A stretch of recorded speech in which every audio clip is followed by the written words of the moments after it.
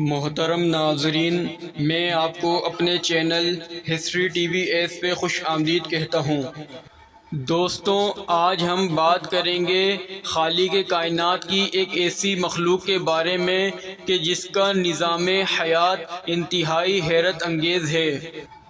قرآن مجید میں اللہ تعالی نے ایک سورت نازل فرمائی جس کا نام سورہ نحل ہے۔ عربی میں شہد کی مکھی کو نحل کہتے ہیں۔ در حقیقت یہ شہد کی مکھیاں عجائبات عالم کی فہرست میں ایک بہت ہی نمایاں مقام رکھتی ہیں۔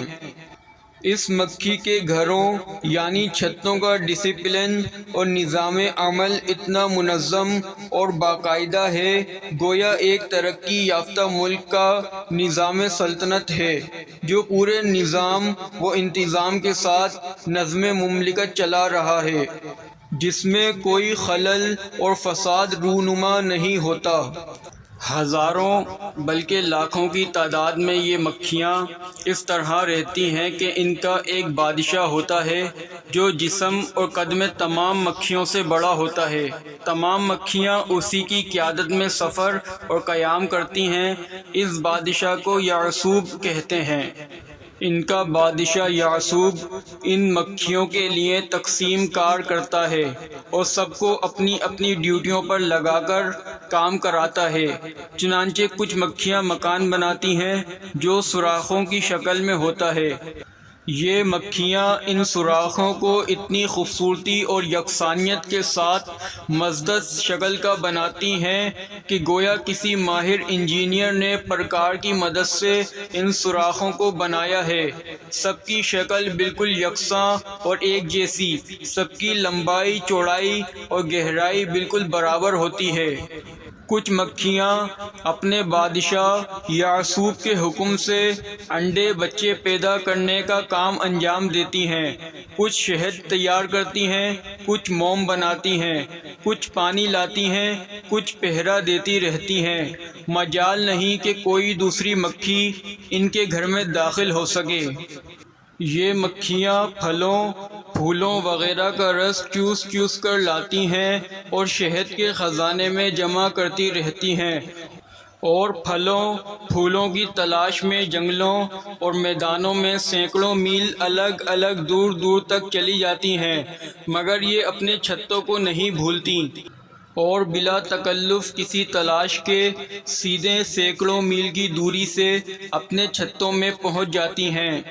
یہ مکھیاں مختلف رنگوں اور مختلف ذائقوں کا شہد تیار کرتی ہیں، کبھی سرخ، کبھی سفید، کبھی سیاہ، کبھی زرد، کبھی پتلا تو کبھی گاڑھا۔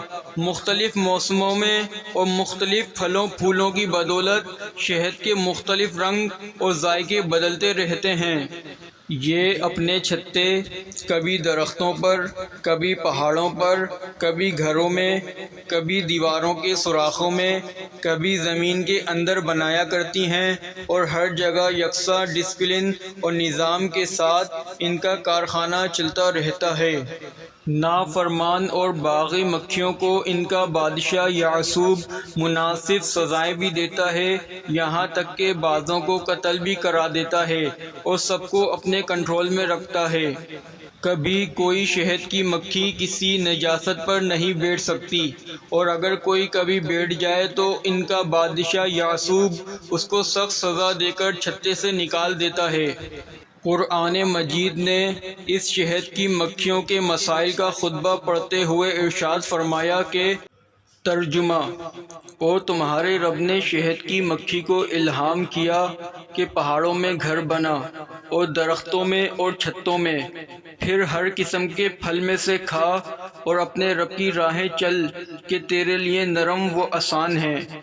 اس کے پیٹ سے ایک پینے کی چیز رنگ برنگ نکلتی ہے جس میں لوگوں کی تندرستی ہے، بے شک اس میں نشانی ہے دھیان کرنے والوں کو۔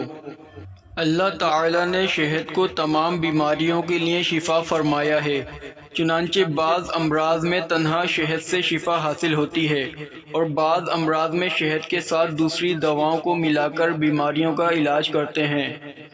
بہرحال ہر مسلمان کو یہ ایمان رکھنا چاہیے کہ شہد میں شفا ہے، اس لیے کہ قرآن مجید میں اللہ تعالیٰ نے شہد کے بارے میں ارشاد فرمایا کہ اس میں لوگوں کے لیے شفا ہے، فقط واللہ تعالی اعلم۔